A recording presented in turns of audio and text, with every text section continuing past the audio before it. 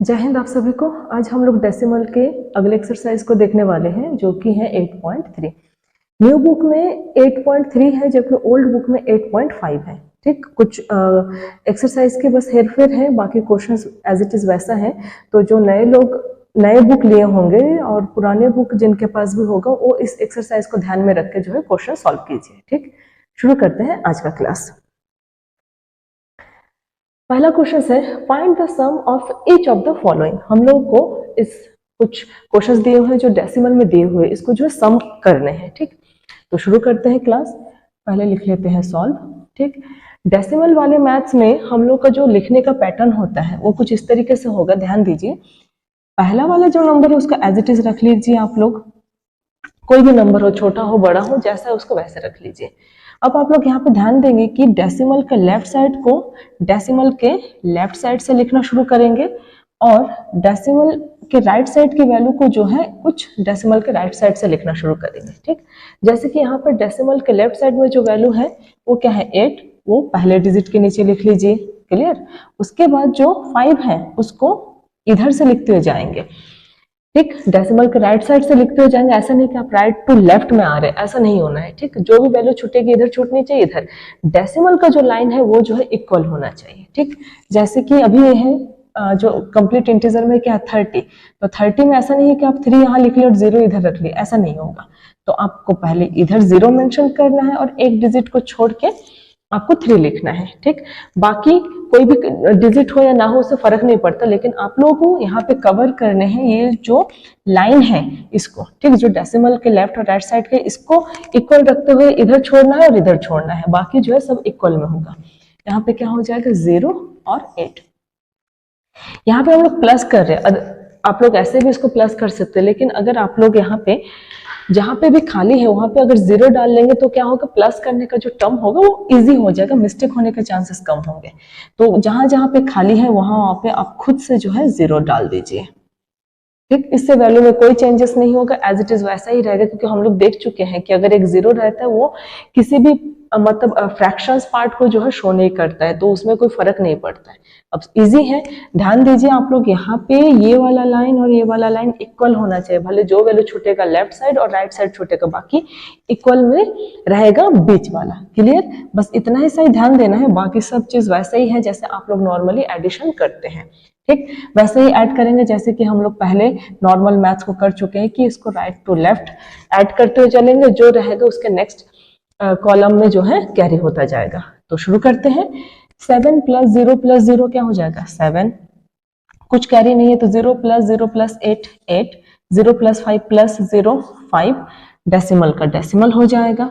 ठीक, यहाँ पे डेसिमल उतने ही डिजिट के बाद ही आएगा, भले कैरी होता तब भी वो उतने डिजिट के बाद आता। अब 0 + 8 + 0 8, 0 + 0 + 3, ये हो जाएगा 38.587।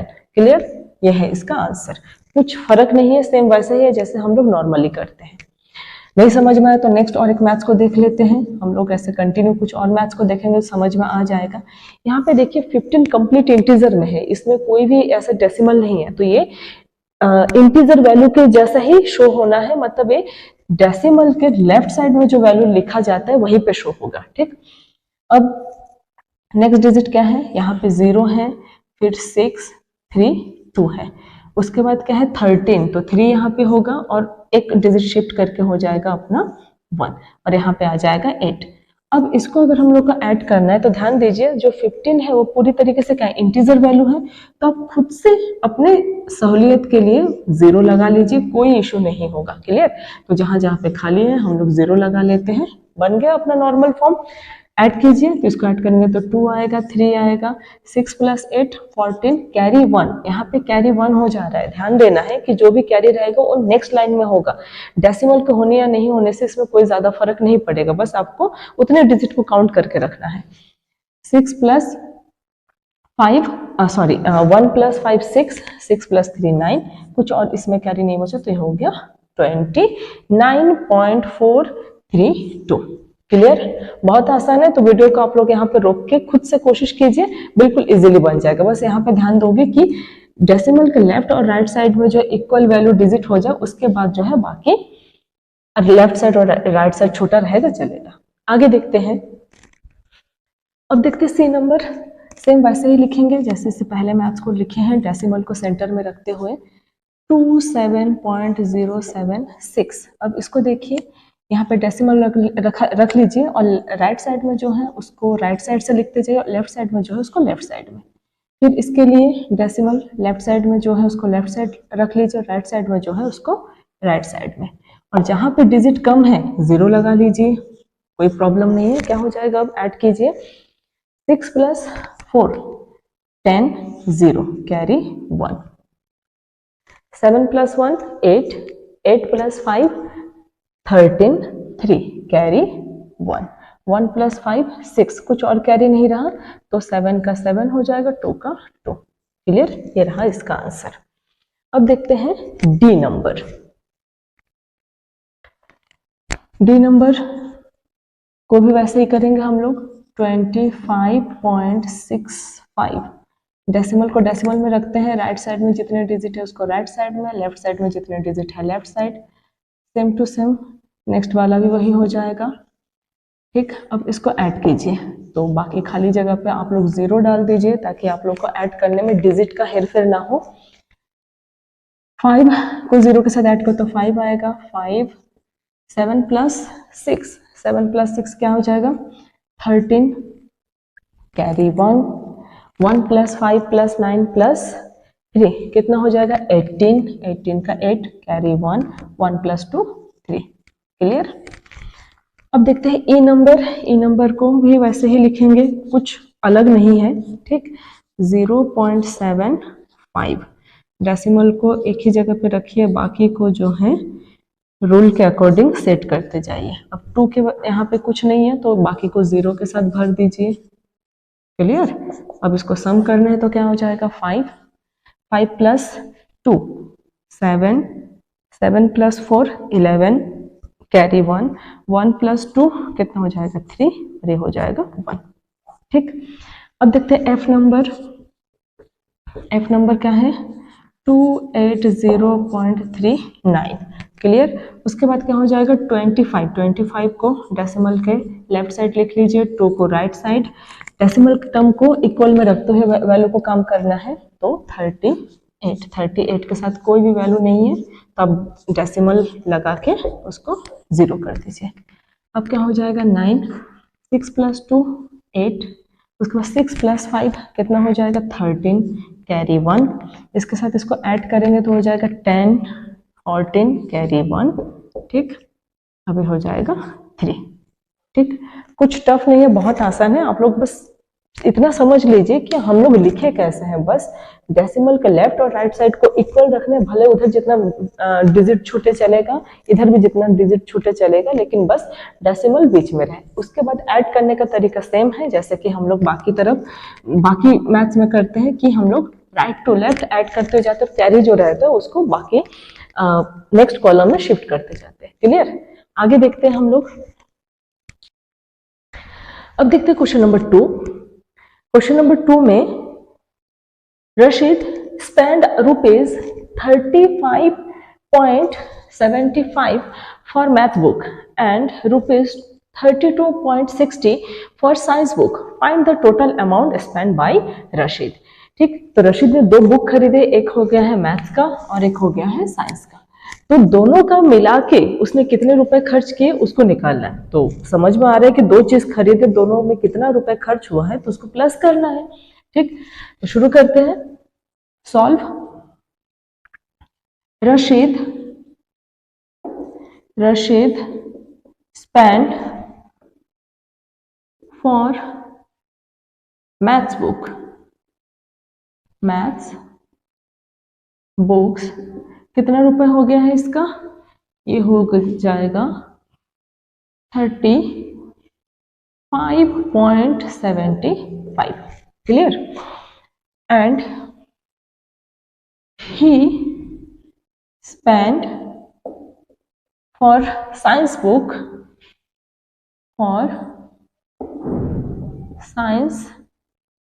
बुक्स इसमें कितने रुपीस है 32.60 0। ठीक, अब टोटल कितना अमाउंट जो है स्पेंड हुआ है, तो पहले हम लोग इसको प्लस कर लेते हैं। वही उसी तरीके से लिखे जैसे कि हम लोग ने इससे पहले क्वेश्चन नंबर फर्स्ट में किए थे। ठीक, मतलब डेसिमल को सेंटर पे रखे हैं, लेफ्ट साइड और राइट साइड इक्वल रखे, बाकी दोनों साइड में वैल्यू को रखा गया है। तो 5 + 0 5, 7 + 6 13, कैरी 1, 1 + 5 6, 6 + 2 8 एंड 3 + 3 क्या हो जाएगा यहाँ पे 6। क्लियर। तो टोटल इतने रुपीस जो है क्या हुआ, स्पेंड हुए हैं, खर्च किए गए हैं। तो यहाँ पे लिखेंगे therefore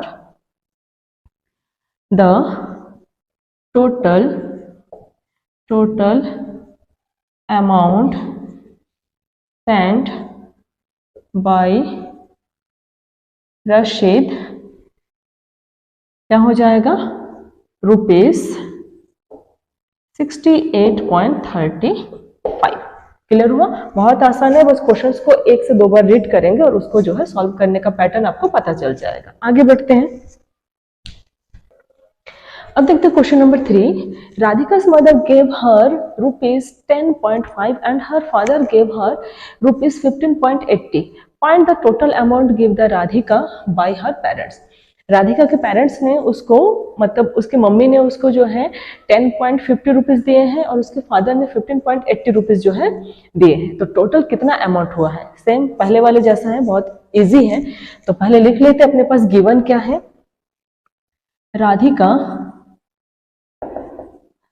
Radhika's mother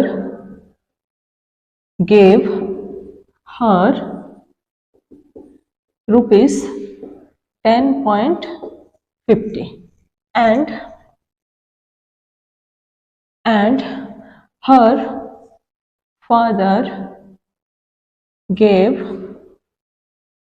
father gave her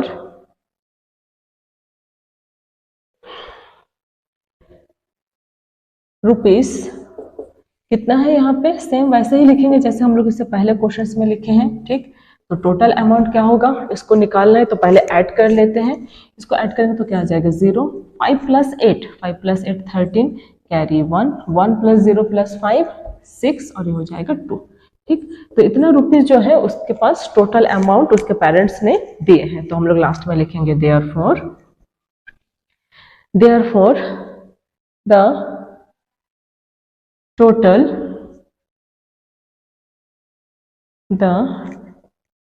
total amount given to Radhika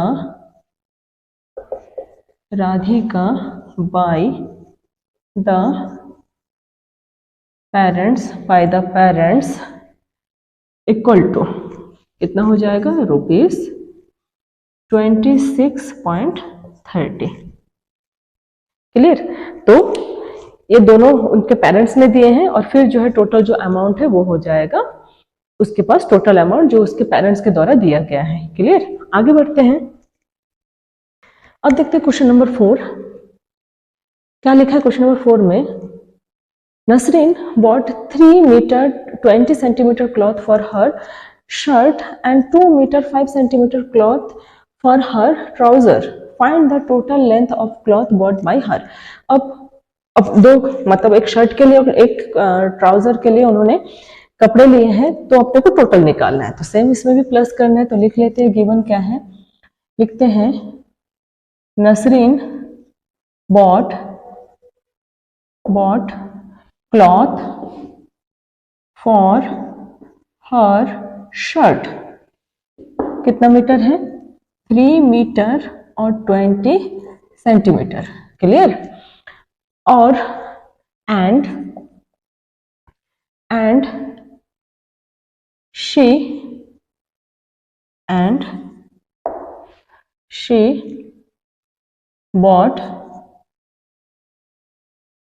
bought cloth for her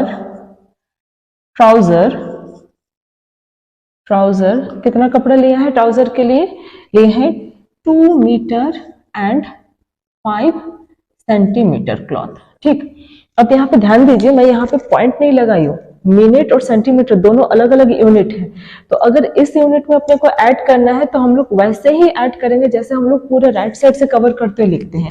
इसलिए इस 5 को मैं यहाँ पे नहीं लिखी, 2 के नीचे नहीं लिखी हूँ, क्योंकि ये सेंटीमीटर सेंटीमीटर के साथ ऐड हो रहा है और मीटर मीटर के साथ ऐड हो रहा है। अगर मैं इसको पॉइंट में रखती हूँ तब इसकी वैल्यू अलग हो जाएगी, ठीक।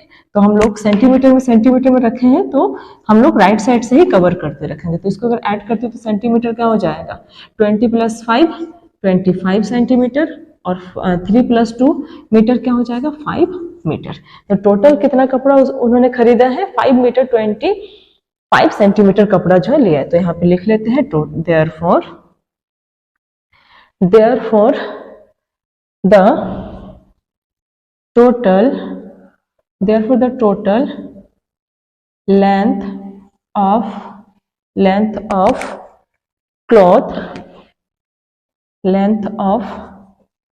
cloth bought by her equal to क्या हो जाएगा, 5 metre 25 centimetre.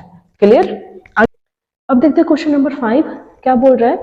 Naresh walked 2 kilometre 35 metre in a morning and 1 kilometre 7 metre in a evening. How much distance did he walk in all. तो इवनिंग में और मॉर्निंग में जो है कुछ वॉकिंग डिस्टेंस यहाँ पे मेंशन है, तो दोनों मिला के कितना उसमें जो है कवर वॉक करता है उसको बताना है। तो फिर से वहीं पे प्लस करना है, तो जो गिवन है लिख लेते हैं, Naresh walked in the morning में नरेश वॉक करते कितना, 2 kilometre 35 metre and he walked in the evening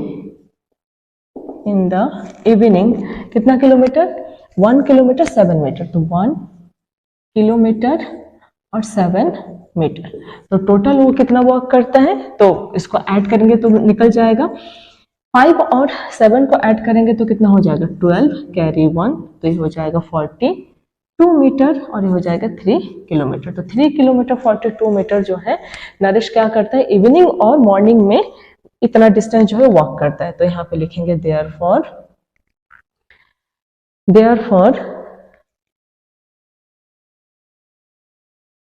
3, यहाँ पे लिख लेते हैं therefore he walked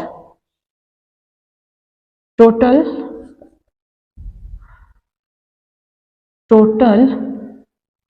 he walked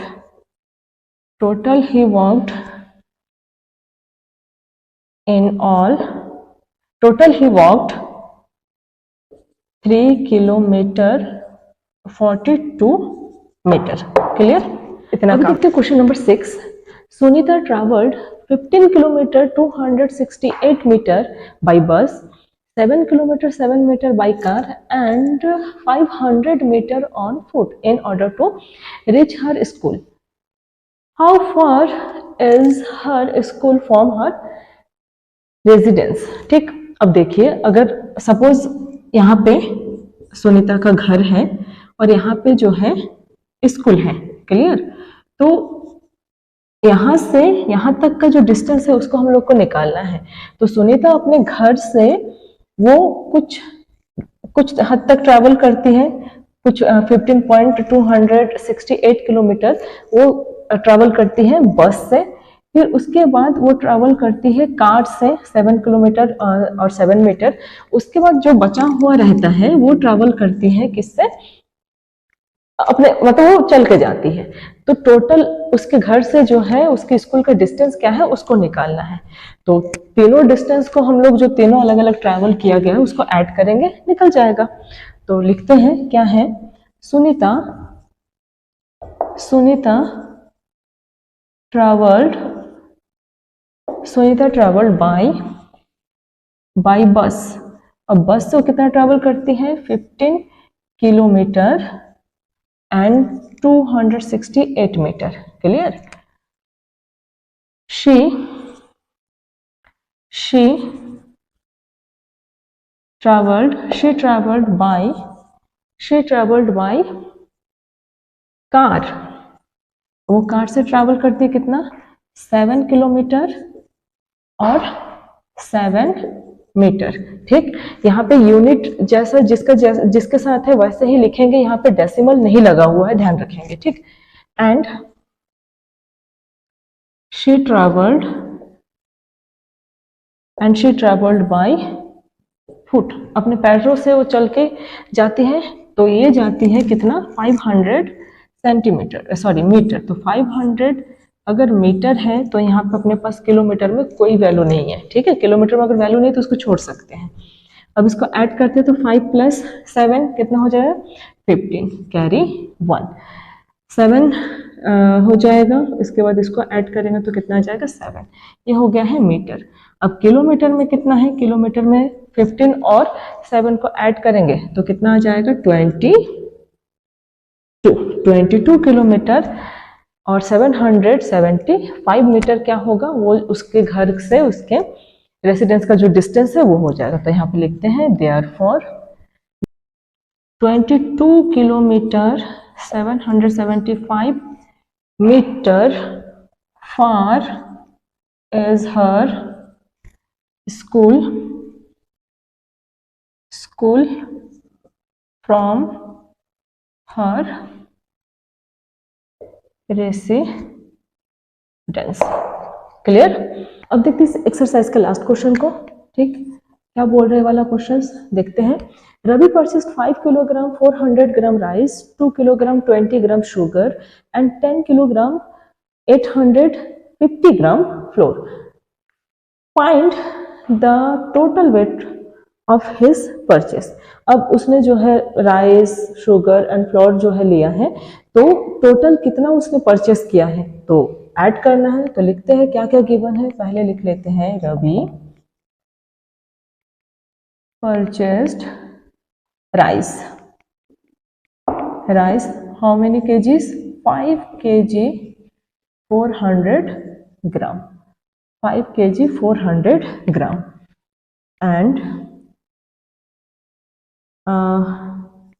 and he purchased sugar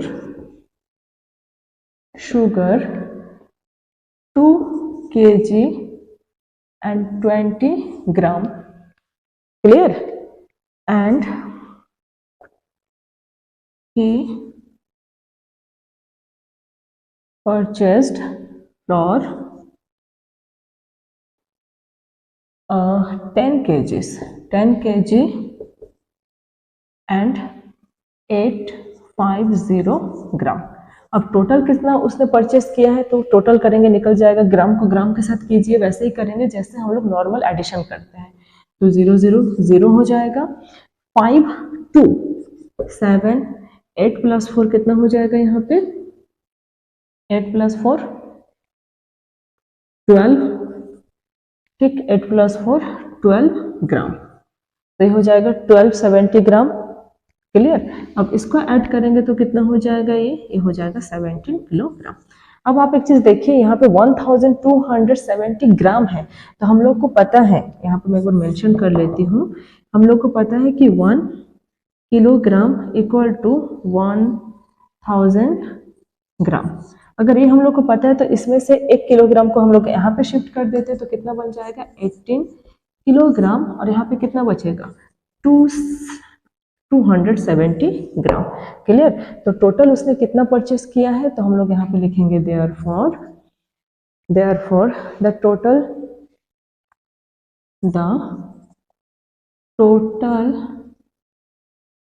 wait, therefore total weight of his purchase कितना हो जाएगा, इसी को ही इसमें साथ रख लेते हैं और कोई चेंज करने की जरूरत नहीं है। तो इतना किलोग्राम इसका क्या हो जाएगा, टोटल परचेस जो वेट है इतना केजी और इतना ग्राम जो है उसने खरीदारी किया। क्लियर? बहुत आसान है, कुछ टफ नहीं था कि हम लोग इसमें इतना माथापच्ची करें, बहुत इजी था। आपको बस क्वेश्चन को रीड करना था और उसको लिखना था। बस यहाँ पे आपको ये समझना है कि ग्राम क्या होता है, यूनिट क्या होती है, किलोग्राम क्या होता है, किसका किसके साथ ऐड होगा और क्यों नहीं होगा, बस इतना ही क्लियर होना है। तो धीरे धीरे बाकी सब चीज समझ में आता जाएगा। ठीक, तो आज के लिए इतना ही इस एक्सरसाइज में। नेक्स्ट एक्सरसाइज में मिलते हैं हम लोग, तब तक आप लोग पढ़ते रहिए, अपना ध्यान रखिए। जय हिंद।